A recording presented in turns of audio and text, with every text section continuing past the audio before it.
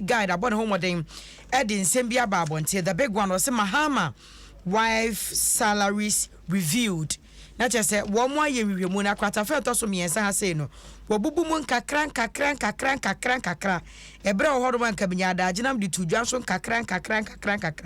no achirem sa fimpinu ni du mienu ni mu no 2012 nim wa bra Ghana mampanyi dada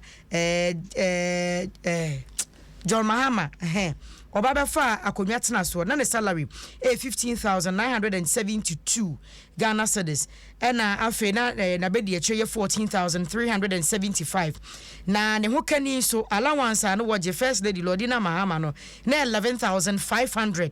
na second lady eje 11,340 by 2013 na mampanyini akatua kwosro na ne ho kani so allowance no woje no Mrs Mahama so wase allowance anu woje na kodu 17,073 2013 ena afe kodu 18,718 2014 and they could do 20,658 in 2015 and after 2016 no na mampanyini dada who can age 22,724 nyame na meka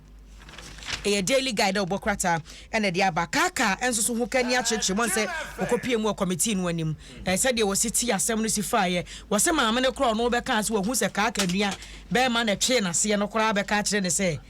wo no was what dede wo hu hwe nti sa maame so kro committee ni mfre no maame na mo so mo ni tifie no no say o say ha ma che no no pie hu say Kaaka nua no na atwe na se de na kohye sumu no abe ka kire no yede ne say o dede no ote o so oti okun dede wa ntese bibia santo no kra committee no emfre na branche da ni honti no daily guide obokrata no ane tese sasa ye brene ko adwa fancy na fe na CJ me ko ho me sori ho ba de ma me fa we mfa muta ntesa na se asem beto me we happy birthday nko ma eye abaya Laurentia Adoko Kwatin o sunwan eno anu nya mfinhia du na ne maame Mr. and Mrs. Gaze ni maame ne papa say happy birthday shonko enkoma Laurentia Adoko Kwatin o wo sunwan 10 years enra eno nya nyankopon